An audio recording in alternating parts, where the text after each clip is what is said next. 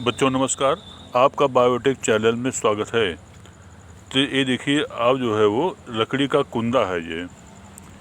तो आपने जो मुझसे क्वेश्चन पूछा था कि सर सैपवुड और हार्टवुड क्या होता है, तो वास्तव में जो है ये लकड़ी का कुंदा है ये। मैंने आरा मशीन है, आप आरा मशीन जानते होंगे। तो वहाँ से देखिए हम पहुँच गए हैं आरा मशीन पर, और यहाँ पर बहुत सारे जो है वो लकड़ी कुंदे जो होते हैं ये पड़े हुए थे। जो है ये देखिए बहुत सारे लकड़ी कुंदे यहाँ जो है ये पड़े हुए हैं। ये मैं लाइव दिखा रहा हूँ आपको। तो इसमें क्या होता है कि जब हम बात करते हैं कि इसकी, तो इसमें देखिए ये वाला पोर्शन जो है वो, जो यहाँ पर देखिए, यहाँ पर जो बीच वाला पोर्शन दिखाई पड़ रहा है, ये गोला सा जो दिखाई पड़ रहा है, जो बीच वाला पोर्शन जो है, ये वाला पोर्शन जब दिखाई पड़ रहा है, इसको हार्टवुड कहते हैं वो। ये हार्टवुड कहलाता है वो। और जो किनारे वाला जो लाइट पोर्शन होता है, इसको हम सैपवुड कहते हैं। माने ये जो पोर्शन होता है इसको हम सैपवुड कहते हैं वो। और जो बीच वाला पोर्शन होता है इसको हम हार्टवुड कहते हैं वो। तो सैपवुड देखिए किनारे किनारे पर जो होता है सैपवुड होता है जो है ये, और बीच में क्या होता है, हार्टवुड होता है वो। तो जो हार्टवुड होता है ये हार्टवुड है ये।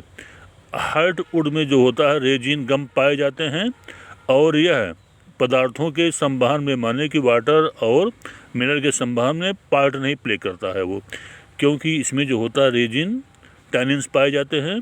लेकिन जो किनारे वाला पोर्शन, ए वाला पोर्शन होता है, इसको हम सैपवुड कहते हैं वो, सैपवुड कहते हैं। अब ये सैपवुड जो होता है ये ट्रांसलोकेशन में, माने पदार्थों के ट्रांसलोकेशन में जो होता है ये हेल्प करता है वो। तो माने कि वुड दो प्रकार के होते हैं वो, हार्टवुड होता है और सैपवुड होता जो है वो। अब देखेंगे, आपको दिखाएंगे कि किस प्रकार से वार्षिक वलय बनता है वो।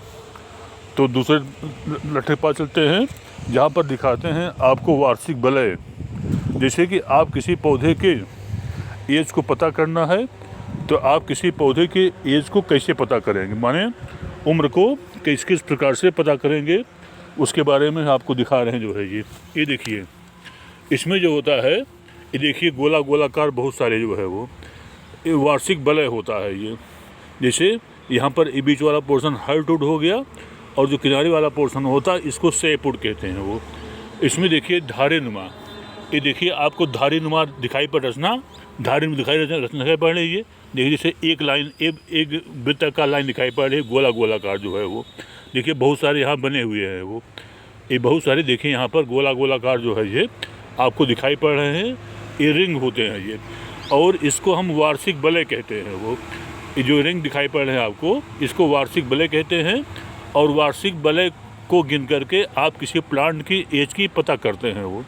माने किसी प्लांट के एज की उम्र पता करना है कि प्लांट कितने साल का है ये, तो वार्षिक वलय को गिन लेते हैं वो। तो और वार्षिक वलय जो गिन लेते हैं, तो वही जो होता है उसी से हम पता कर लेते हैं प्लांट की एज कितनी होती है। जैसे यहाँ से काउंट करिए, तो यहाँ जब बाहर से काउंटर करेंगे तो देखिए यहाँ पर वार्षिक वलय, जैसे यहाँ पर देखिए 1 हो गया, 2 हो गया, 3 हो गया, 4 हो गया, 5 हो गया, 6 हो गया, 7, 8, 9, 10, ऐसे ऐसे जब काउंटिंग यहाँ तक करेंगे, तो आपको जितने वलय दिखाई पड़ते हैं वही जो होता है प्लांट की एज होती है।